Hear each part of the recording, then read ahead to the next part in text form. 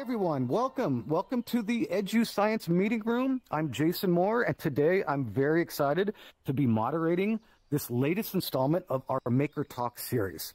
This is where we invite creators from across the Resonite community to share their work and take us on a deep dive into their process.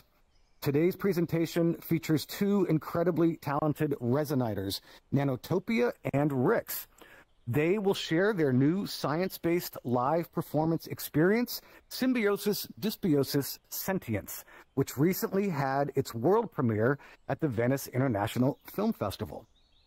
You can see here that we are streaming live to the Educators of Resonite Twitch channel. So if you want to be watching there, or you want to circle back there for the VOD, or you want to share that with friends, you can do that. And once this VOD is processed and we add some titles and credits, we'll be uploading it to our brand new YouTube channel, Educators of Resonite on YouTube, where this talk will be permanently archived. Now, before we begin, just a few quick notes. You can find us anywhere here in the room, and if you'd like to be more vertical, please check out one of our aerial platforms. That way you won't block the view of all of our invisible cameras positioned throughout the space, because you are live streaming. There are applause sticks by the doorway, so feel free to use them. If we get really crowded and we lose a lot of frame rates, I may just quickly stop the presentation and ask everybody to switch to a more performant avatar if you have one. At the moment, we're hanging in there. But if we get too much lower, I will ask you guys to start volunteering to hop into something a little bit more lightweight. You don't need to be muted during this presentation. We really like hearing your laughs or your positive reactions. But if your home environment starts to get noisy, then please do temporarily mute yourself. Today's presentation will last about 30 minutes with time for Q&A at the end. If you're watching on Twitch, and by the way, thanks for watching on Twitch. If you're on Twitch, you can type your questions in the chat. We've got our chat utility right here, so we can see them. And if you're with us in person during our Q&A, all you have to do is just raise your paw or your wing or your tentacle, and I'll call on you. After the presentation, everyone is also invited to a casual world hop to go see the amazing work that we are learning about here today. I'd like to quickly thank everyone in the greater EduScience community here who have all worked hard to make and share their work, answer questions in the Resonite Discord, and importantly, who worked together to bring this makerspace back to life after we migrated here.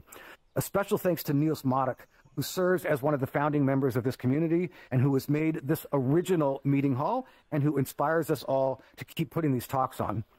I'd also like to thank our broadcast camera crew, our director Projectivity, and our camera operators, Carlos Austin and Digitally Wired. And now I'd like to introduce our speakers. Yes, use those clapsticks for our broadcast team. They deserve it. They're working hard here. Awesome. Okay, I'd like to introduce our speaker. Our first speaker is Tosca Terán. I always get that wrong, I'm sorry. But we all know her as Nanotopia.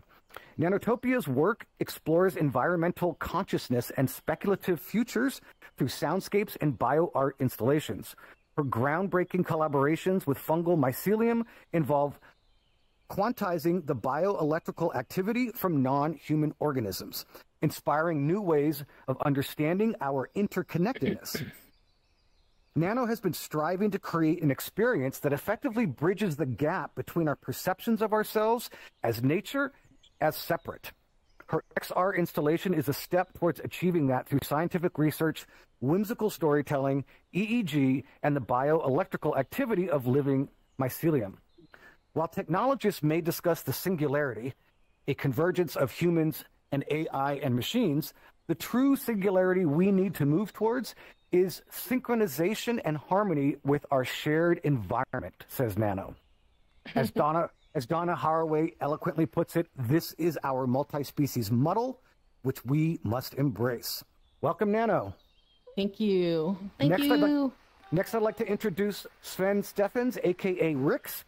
Rixx is an engineer specializing in IoT devices and renewable energy. In his free time, he bridges the digital and physical realms by building virtual worlds in VR, primarily as a member of Crater Jam. In 2023, he first collaborated with Nano during an award ceremony for a competition held by Creator Jam. He is excited to be part of this project as it aligns with his interests in the intersection of nature and technology. This project explores a world where humans coexist with nature rather than dominating it, which is crucial for going into the future. Now, a little bit about this project, Symbiosis, Dysbiosis, Sentience. This project, this experience works with real-time EEG data and the bioelectrical activity of living fungal mycelium within a virtual old-growth coastal rainforest. The mycelium's bioelectrical activity connects to the virtual and physical environment, triggering scent, haptics, and visual effects. When your brain waves align with the mycelium, your avatar transforms, becoming a version of a human holobiont searching for the mycelial entity. This is a live, multiplayer performance piece, which includes live actors, exploration, and incredible visuals, with the added bonus that players can actually wear EEG devices on their heads, which interact with the environment and even avatars around them. Please help me welcome to the stage Nanotopia and Rixx. Thank you. Hey, come up here. Maybe. Yes. Thank you for inviting us, Jason. And hello, everyone. And thank you for joining our EduSci talk. Let me see if there's some clunkiness here. So I apologize. I might have to go back and forth a little bit with my slides. So collaborating with me on the Symbiosis, Dysbiosis, Sentience project are Rixx, Neurochems, and along with performers Selen Lun, Lunatica, Mandy Canales, Mycana, Styx, Superfly Ninja, and my musical partner, Andre Gravel. Rixx is presenting with me today. I'm going to give a fairly quick introduction to my interest in researching and working with fungal mycelium, and then move into our trailer and demonstrations.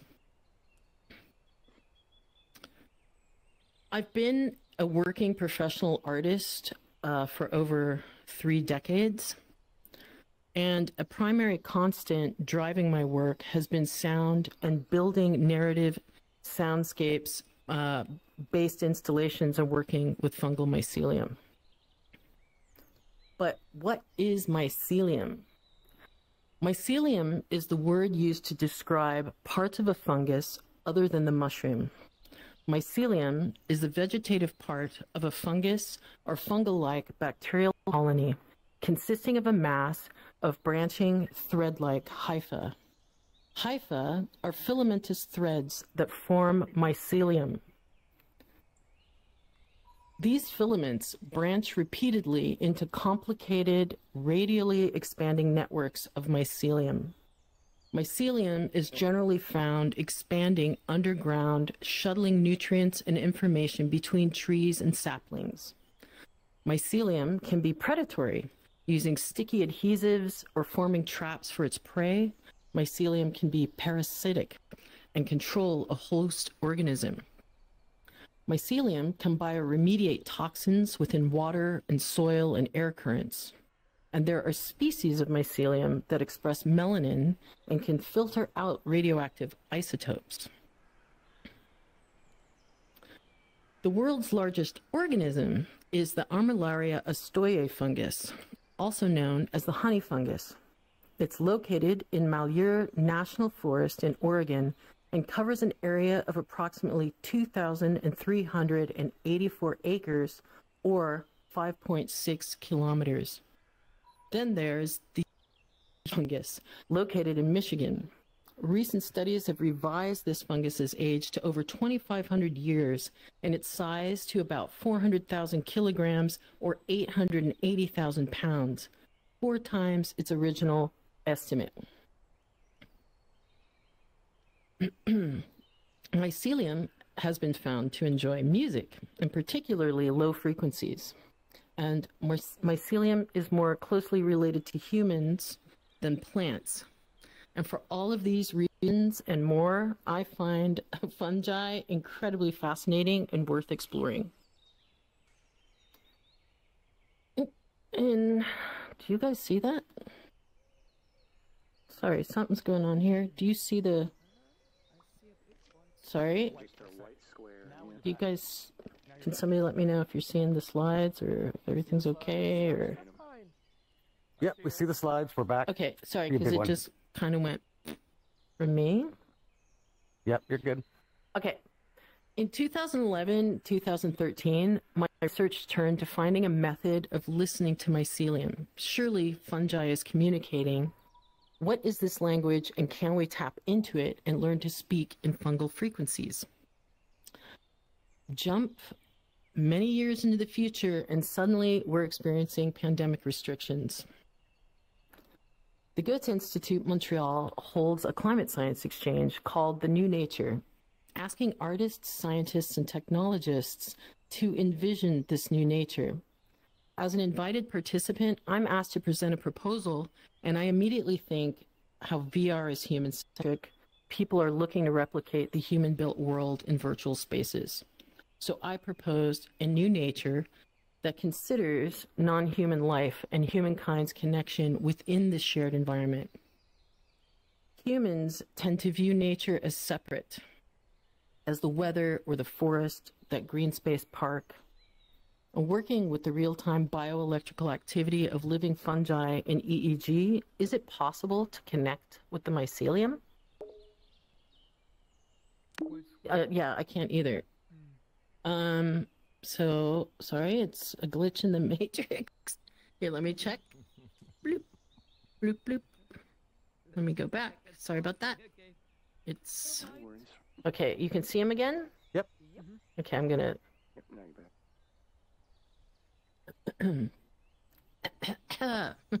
Sorry. Okay, so... Perfect. My proposal was awarded the New Nature R&D grant, and Symbiosis, Dysbiosis began. Okay, you guys all good? Yeah, that's great. Okay, so our first iterations worked with the OpenBCI's Ganglion and Cyton 4 and 8 channel EEG boards, which are fantastic and open source, however tricky towards onboarding people during a festival installation. Pre-pandemic, Neurochems, our in-house neuroscientist, worked at Interaxon, the developers of the Muse EEG headband. Interaxon Muse generously sponsored Symbiosis Dysbiosis with Muse 2 headbands. The Muse 2 uses an electroencephalography, or EEG, to track brainwaves at a 256 hertz sample rate. It has 4 electrodes that detect brainwaves, and that's what I'm wearing right now under my headset. And the Muse algorithm technology is more complex than traditional neurofeedback. While traditional neurofeedback focuses on training individual frequencies, the Muse app uses a unique and complex combination of various brainwaves to provide results such as calm, active, and neutral states. This approach is based on extensive research into the primary, secondary, and tertiary characteristics of raw EEG data and their interaction with focused attention meditation. Neurochems and Rixx worked together building a system towards connecting the EEG and mycelium activity using open sound control that we could connect into the environment and the human avatars to transform them into science fiction versions of a holobiont. And so now I am going to hopefully share our trailer with you. And here we go.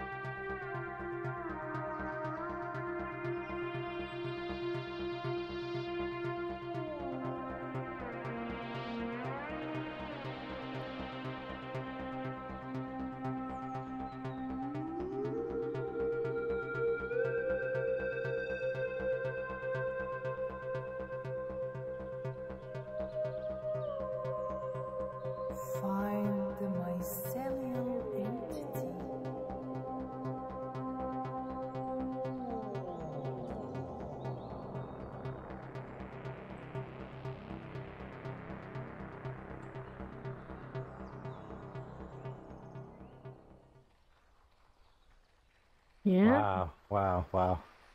Really cool. Thanks. So the bringing it to Resonate and this whole idea, our first iterations were like looking at Unity and creating a standalone experience.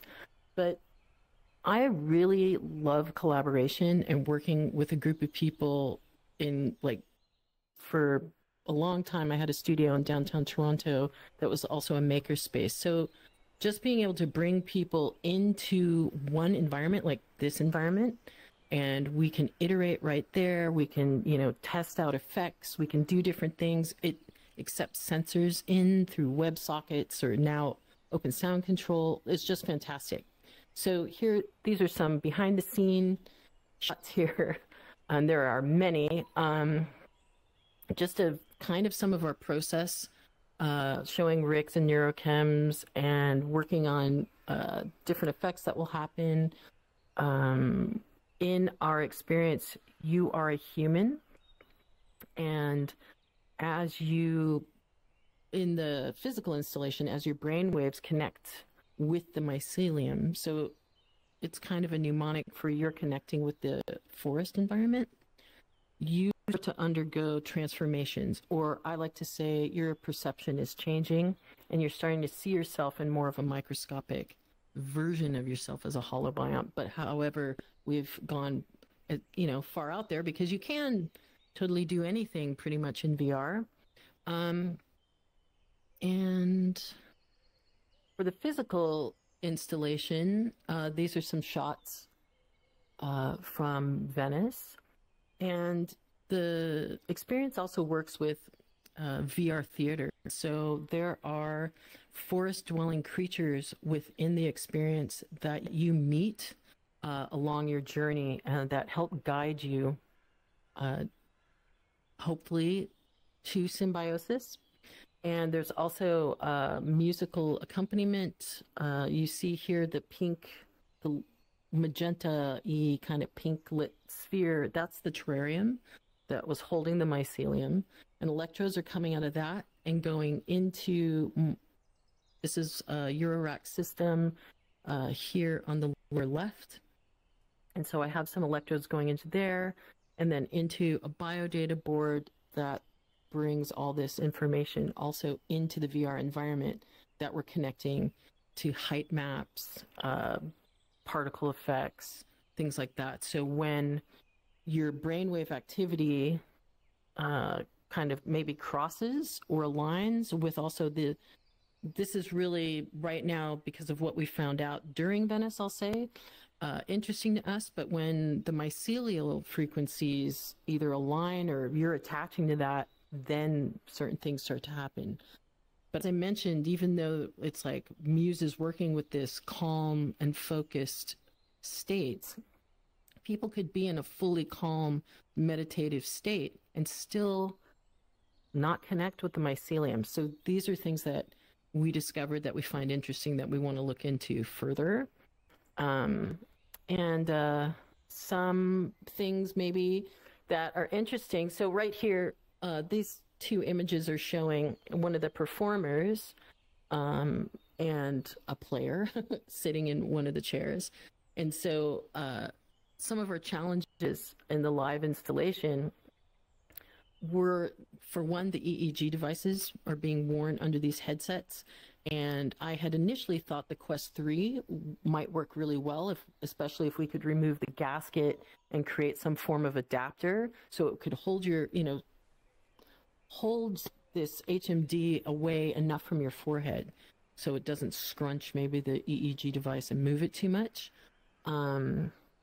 Audio being within the same space, so I'm creating like this live soundscape and people are also talking to each other, but you don't want like feedback to happen or all kinds of stuff. We tested as best as we could offsite, but nothing can really prepare you for all the stuff that's going to hit you when you're on site. And then also, I had not even considered about the Quest 3 tracking.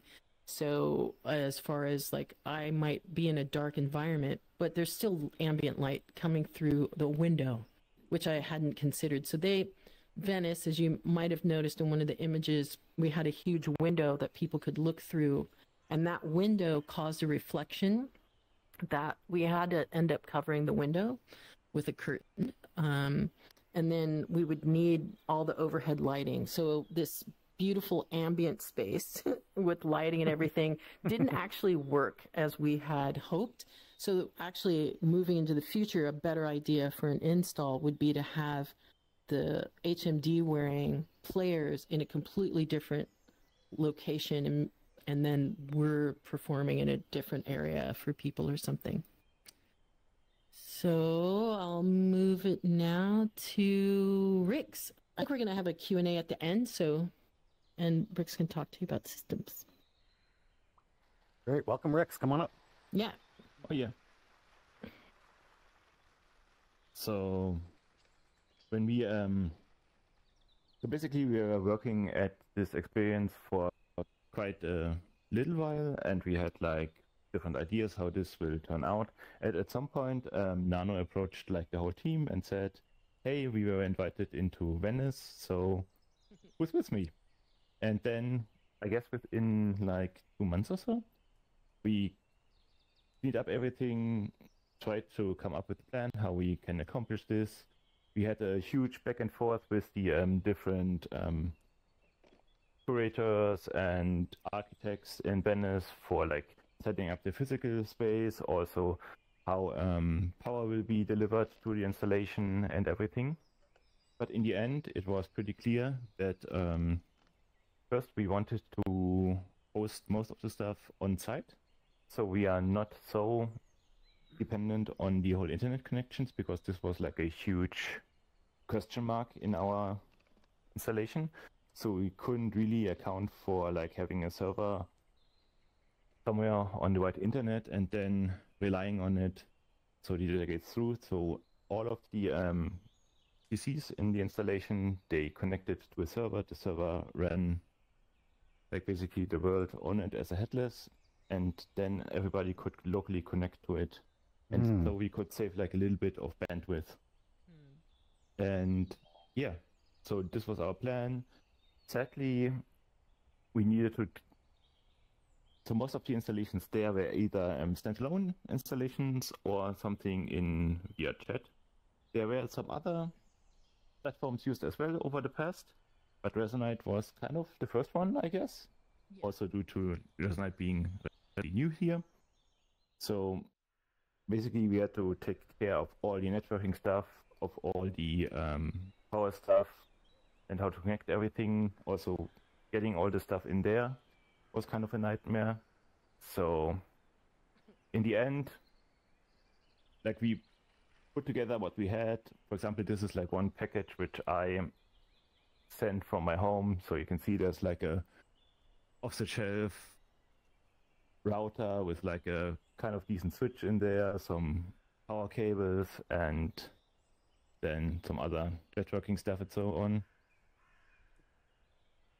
Also, we used, in the end, we expected them to have like all the power outlets already configured, so we could just plug and play it in the wall or something. This was not the case. In fact, if you see this booth here, if you see this booth on the left, you can see there's like these big power box in the background, and this was where like our main power was delivered, but only to this point. And then we had to figure out how to get power to the other PCs, and one of the PCs was like 8 meters in the back. So we had to be creative. So we bought some cables on site. Everybody of us had cables with them, but in the end we used like 3 different standards. We used like Italian power plugs, German power plugs, also American power plugs with adapters in it, and this was like quite a nightmare, but in the end it kind of worked. But then when we came to our first performance, the technical guy into our booth and said, by the way, we can't use these power box for all the PCs because the power for the whole Venice is not enough. We need to use like dedicated lines which kind of were lying there in the back, but we asked like one of the guys on site and asked, yeah, what are these for? And it was like, no, they are for other stuff.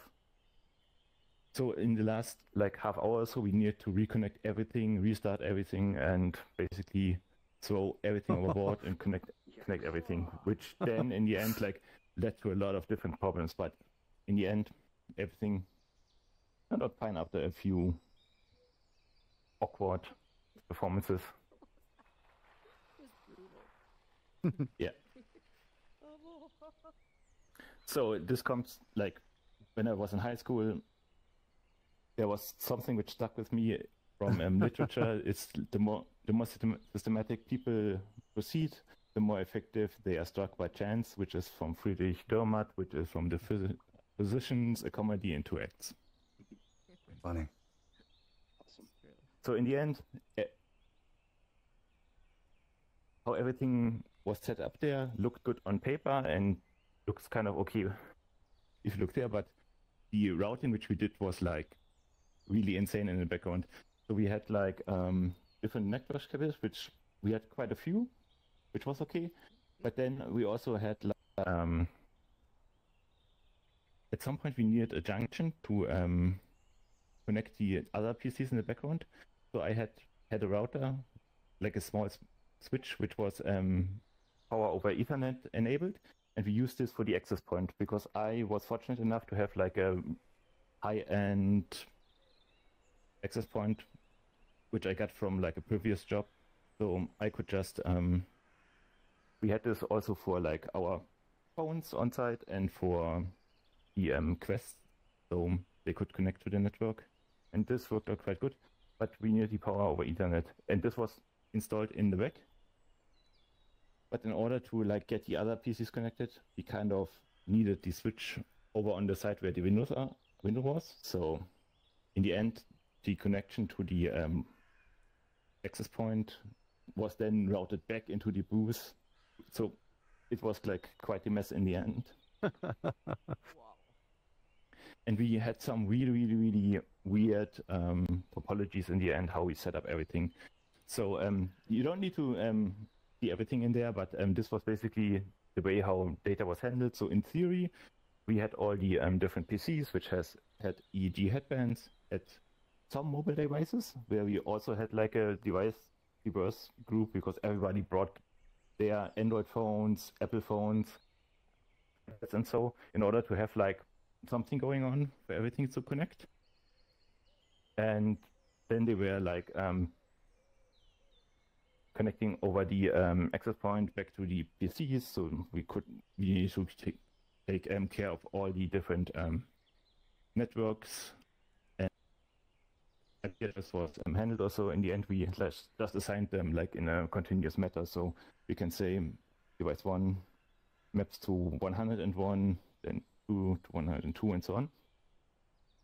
But we had one problem. So on paper, I thought we had like 2 PCs which were not for guests. One was the PC for the actors, and the other one was the PC for the camera and director action, which I was sitting on.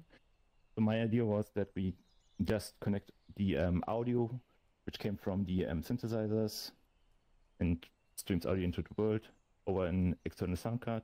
That goes to this PC, and also the MIDI interface should go to this PC as well.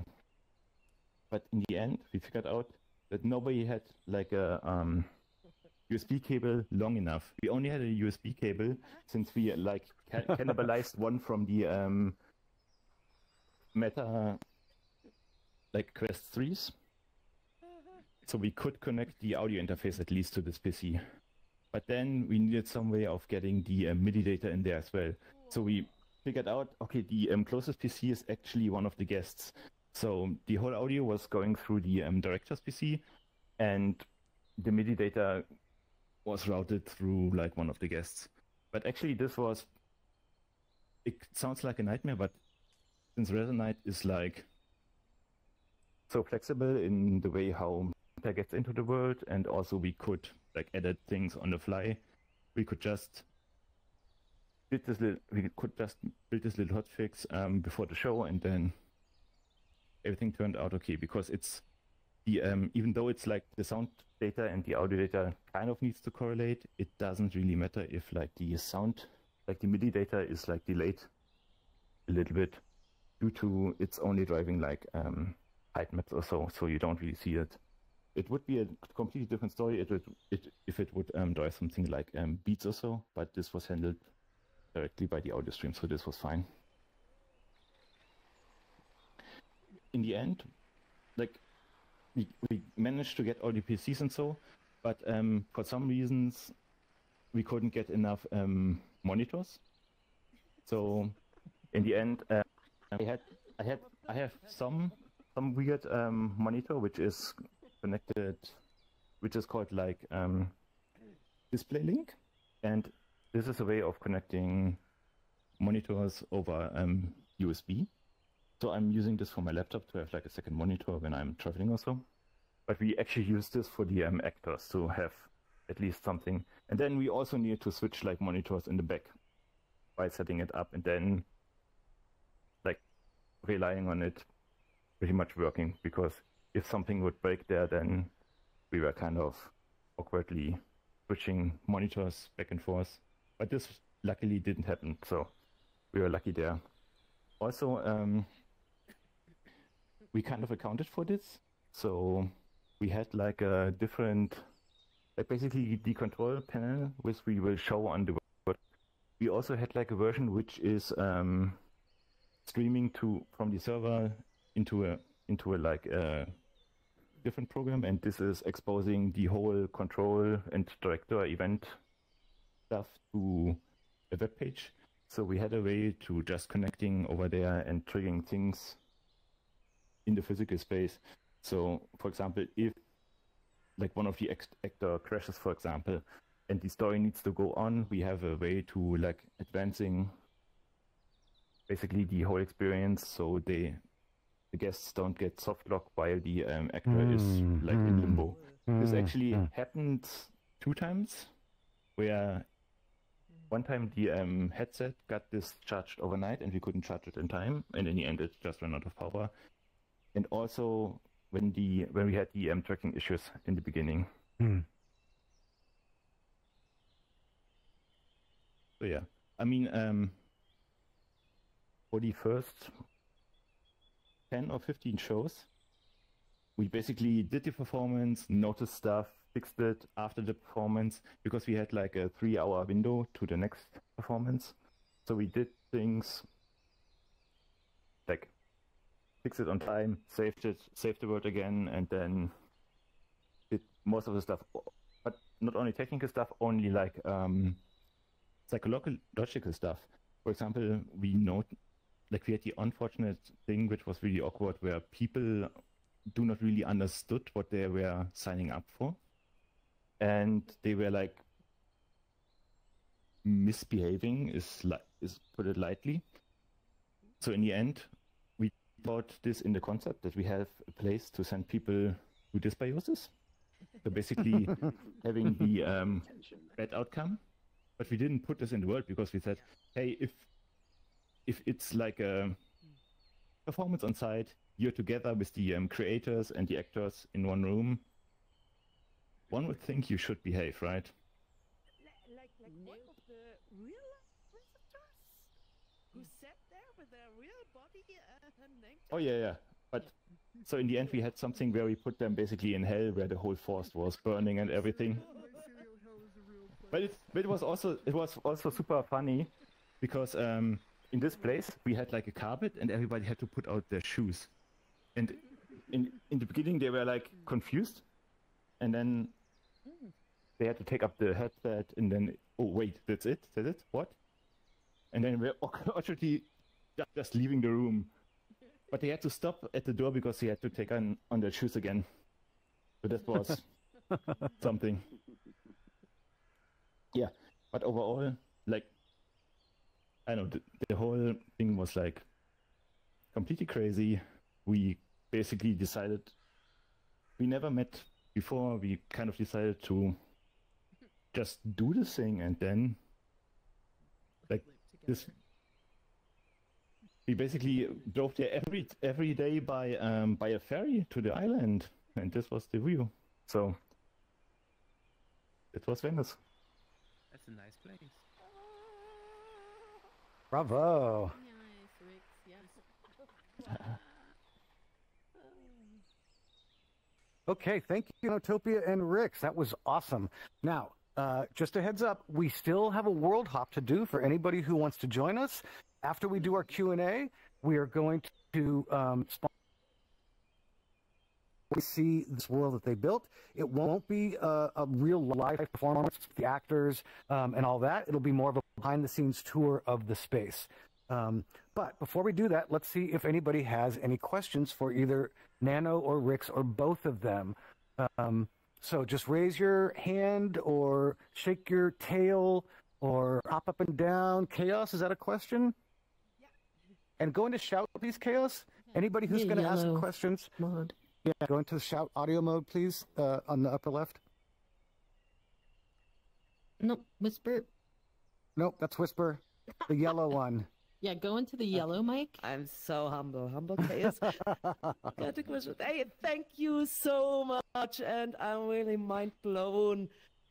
Also, like what a wholesome, but also what a huge setup and effort that was. So, yeah, applause once again to the Thank you. Bravo, whole team bravo, and bravo. like really, wow, getting that set up, amazing. I would love to know once more, like, how the connection Pictures. of the user Hopefully and some the of them are good. Celia is actually happening or defined. Is it like, how can they hear each other? Is it if they have like the brain waves synchronized, or how does that happen? Okay, so what every person in the room, let's see, Rick's had a good photo, but I think I have one here. It's kind of smallish, but you can see like the people here. So everyone that would come into the room, like Rick said, they had to take off their shoes because we were given this black carpet. But it was a construction site, essentially, the whole island, if you've ever been there. So if anybody came in with shoes, it was white powder footprints all over that black carpet. So that's why we were asking people, please remove your shoes at the door. And so, okay, they were fine. So they'd come and they'd sit down.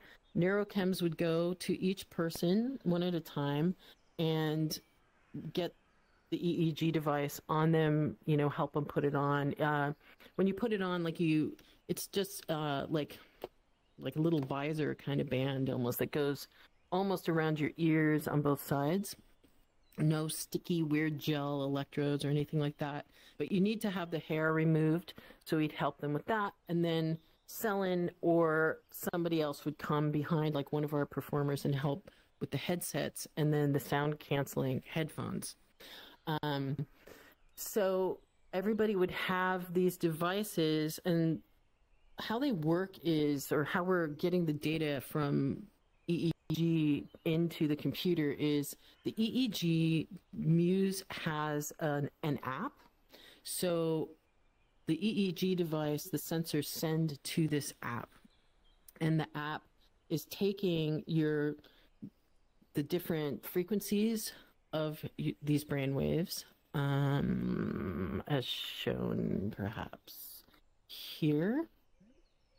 And it sends that data. It's they call it Muse metrics. So they've given us access to their Muse metrics. So from the app, we then have to input, like there's a setting there to be able to stream to OSC, which is fantastic and makes our life fairly easy in that way, because then we're working with open sound control. So that goes to an application on your PC called Muse Lab that sends that through, like there's a port that we send to, that comes in to Resonite. And then we, with Protoflux and all kinds of, like different, like definite, there was a lot of R&D that went on with that. So it's similar in a sense, with the mycelium and how we're bringing that information in through MIDI OSC. And so looking at the frequencies, if you will, like when we've anthropomorphized that data, like we can't yet, like I talk about fungal frequencies and speaking to the mycelium, I can't really do it yet, but I can kind of guess at a positive or negative. So we have anthropomorphized that to like a positive value and negative value. And when your brain activity, like it's more like in the low frequencies, let's say that the mycelium seems to be operating at. And so when your like data... like you get like the user's brain vibes, Yeah, your brain activity. waves, and so they do like for users do a core of brain waves, and if the mycelia like what they're here, to your knowledge, Yes. then they are connected. So somehow Then you connect. Yeah. you pump the vibes or you forward the brain waves of Yes. the users to the I'm laughing mycelia. at pump the vibes. Yeah, pump up the vibes. Yeah, you could put it that way. I think that, and so something that's really fantastic about the Muse app is it's recording your data. So this is all anonymous too, and we're not like taking people's names down or anything like this. Like we're not going to do anything with people's brainwave data, but it shows the timeline. So we set up like a session is what it's called in the Muse app. So it's essentially Muse 2 has developed these for meditation and for sleep to help people be able to get into more of a mindfulness state or get better rest and things like that. So it records this data. So if you're doing this actively every day or every night, you can look over time, like how calm you are, how still you are, things like that. And this is, you can set it up for whatever amount of time. So we would set it to 3 hours for a session because, you know, we're going to be in there for a while. And we noticed it was interesting because when people would be coming in, and for those of you that join us, you'll know what I'm talking about. So we have an onboarding like cabin or pod that everybody comes into, and you'd see a lot of spiking activity, like in the brainwave activity would be like, let's say, really stimulated. And the moment people would go into the forest, this activity would drop. And it was all people, like across the board, it would just be like, you know, like lower. I'm making a sound effect here. Right. but so some, and there would generally be someone within the group that would transform. They would be, and if we looked at their data, you know, it might be they were, if it's at from 0 to 100%, some people would be at 92 to 96% calm state, but they're actively moving and running around and working with these people.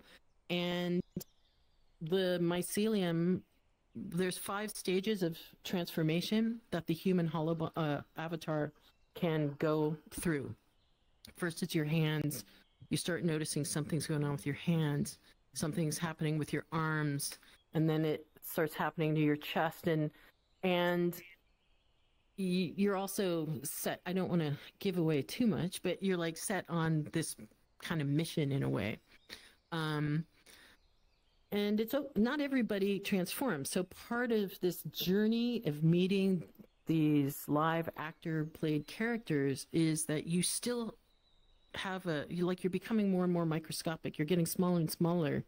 And eventually, I know I'm tangenting now, sorry, to go into the mycelium network. But with that, like I'm talking about the transforming part and the brainwave activity, it was interesting to us how it's really did feel like the mycelium was choosing, and that might sound totally harebrained, but it was choosing people because some people were in this super calm state, but they were not transforming while other people were. So we're going to dive more into these time, you know, the data that we have. I mean, it's going to be a bit, I'm pretty sure, to really research that, but Muse is interested too because it's like what the heck, and so the mycelium is reacting and responding to people in the space. Like it's either really calm or really hyper, and it was growing like it loved the environment. Link that like to the mycelium.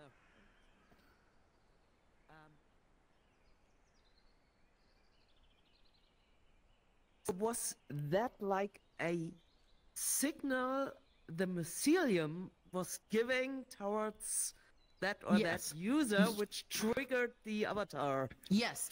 So yeah. So say your brainwave activity, we have it set up so this numerical information, you know, if it's reaching above, let's say I'm like going off the top of my head here, but let's say if it's almost like a true or a false in a way. If it's over 1.2 or 1.5, then the mycelium would, you know, that's what the mycelium's sending.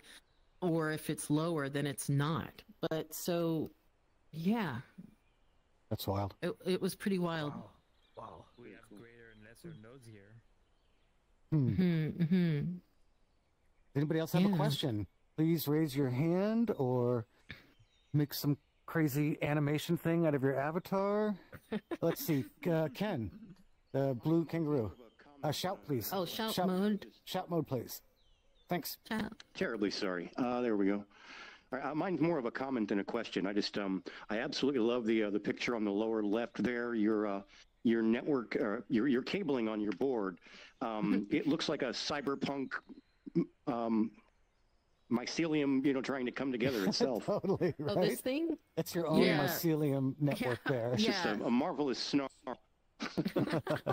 Thanks. Yeah, it's I mean, obviously, or maybe not too obviously, but so those are all my patch cables, going from different points in the synthesizer, and I have found this place that sells these really cool ones that phosphoresce or glow in the dark, or ones that are called Cronenberg flesh, which are just too cool. I had to have Right them. on. But so we had love the UV reference. lights. Yeah, we had UV lights in there to, you know, kind of give it this whole atmosphere, like I was saying. And Rixx had surprised me and printed out these 3D shelf fungi. So we had those stuck on the wall, and we painted stuff on the wall, and so things could glow. But ultimately, it worked better to have the full crazy overhead light on for the tracking. And I mean, I would have preferred using, you know, but Valve Index hasn't upgraded. And Vive, I wasn't too sure if a Vive, how the Vive headset would really work. Maybe it would have been better. I don't know. But again, I was thinking of the EEG device. Yeah, thanks. Mara. Also, more of a comment in regards to what Ken said about the picture. When I looked at it, I thought it was a brain neural network. Oh, Funny. cool. Let's see. I think I saw somebody else hold up a paw over here. I can't tell. Is that? Yes, go ahead. I can't read your name, but you're a very cute little animal avatar. Yes, you. Yes, Please. I'm just curious, is this a completely synthesized mycelium, or is it connected to mycelium in the real life? I'm sorry? Oh, it's synthesized? I don't... Like, created in the game, or is it connected to real-life fungus outside of the game? Yeah. So here Oh, in it's this connected. terrarium, see this pink sphere? That pink sphere holds mycelium of Real living mycelium. real living, live, growing. I left it on the island. That kind of came out. I was going to do that top secret. Oh no! But well, the reason is I couldn't ship it. So what happened is I flew from Canada. I'm in Toronto, Canada. I flew to Brussels, and a friend there works at a lab. I mean, I couldn't go straight to Italy. I didn't know anybody there, for one thing, and it's actually very expensive to stay there. So I stayed with a friend in Ghent, where I cultivated oyster mushrooms over about a week and a half. And then I took the most hellacious travel bus train journey from Ghent to Venice, and then some ferries. But by the time I got there, it had already really started to expand and seemed really great. And it was growing up the sides of the terrarium and everything. So yeah, even today I have mycelium hooked up live. It's not synthesized. But there are certain things maybe I'll just say right now is that and I would love it if all of you came, if you want to come to the workshop. But there's a couple things you should know is when you come into our world, we have it set up so you go automatically into our non-binary human avatar. We have a human customization station. You can go over there and there's different humans that you can choose from, and you can change your hair color, eye color, skin color, some of your clothes, and your microbiome. In order to transform, when you hit the mycelium network, you would need to be in one of these human avatars. It's just because, obviously, that's how the system's set up with the holobiont and things like that. We do have some magic mushrooms that we will pass out. That we'd love to hand people some virtual magic mushrooms. In the environment, and that will I won't give away what they'll do, but people have said they felt it was a really psychedelic experience. Awesome. Even without, like, this is something we created for people coming in today. Awesome. Any other questions before we start the world hop? I got a question. Yeah, go ahead. Dr. Sai. Sorry. I'm curious. I mean, so you're observing the activity of these mycelium. I'm curious what you learned about what they're representing and how they're representing in their activity.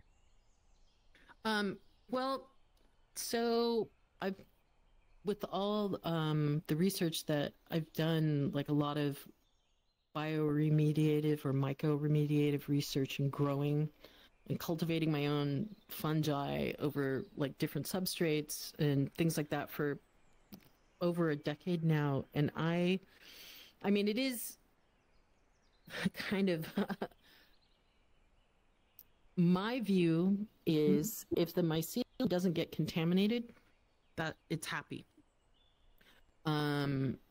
I mean, not only obviously have I created a perfect environment for it to be able to expand and grow and not become contaminated, but often for other people, they might follow that same. I've taught workshops and things like that, and they're doing everything.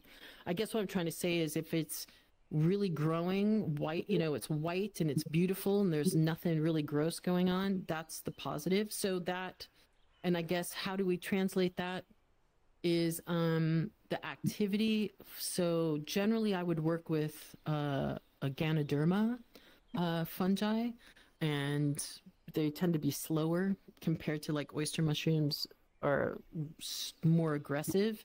They're the ones that tend to be predatory. And they're very hyper. I've noticed the activity is really hyper, where the Ganoderma is more mellow. So if it's spiking, like if the data looks like it's going like kind of somebody's active brain waves, I have that as stressed, if that makes any sense.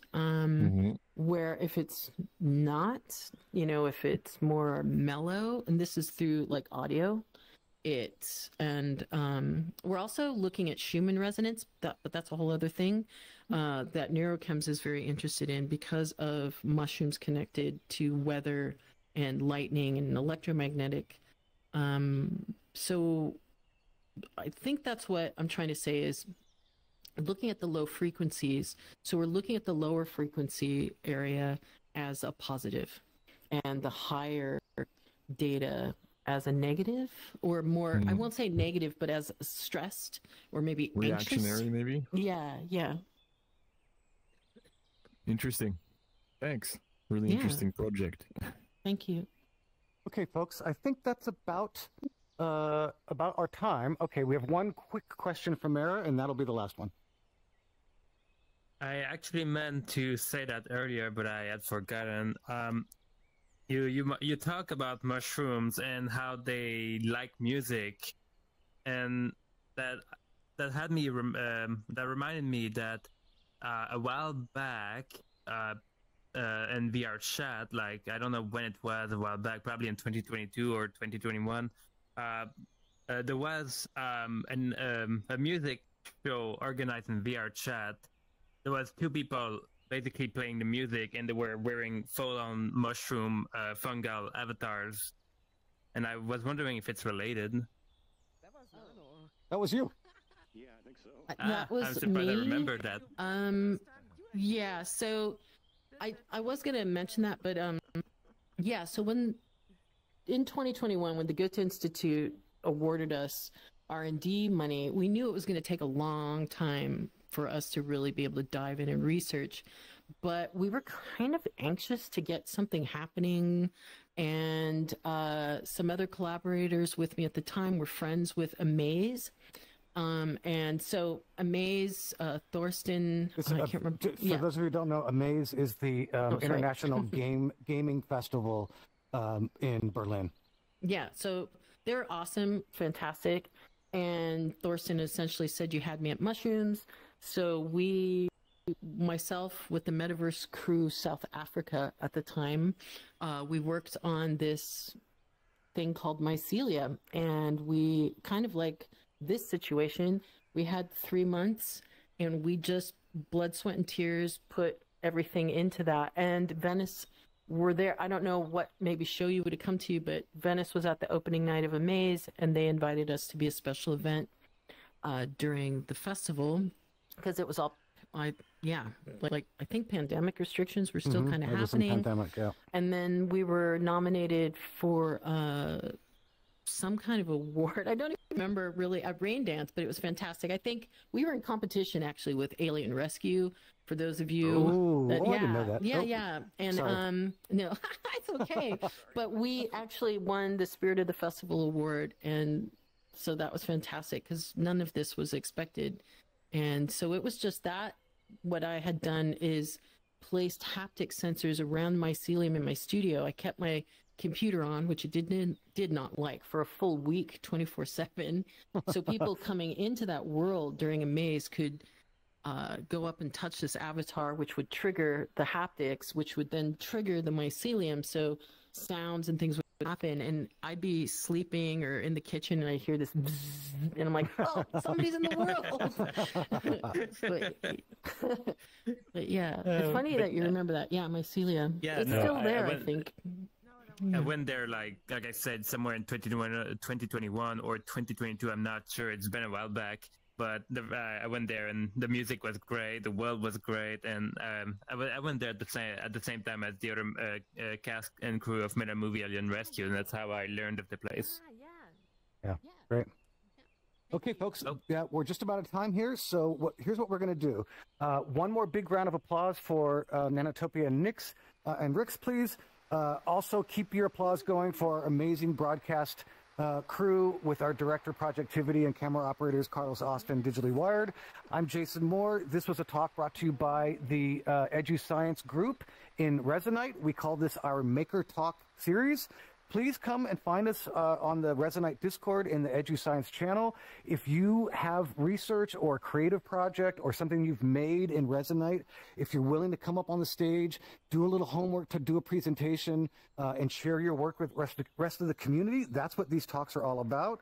We firmly believe that the more we all share our work and our processes and our challenges, the better the community grows and the more we all learn. So if you would like to volunteer to do a Maker Talk, please just drop a note in our server on the Resonite Discord.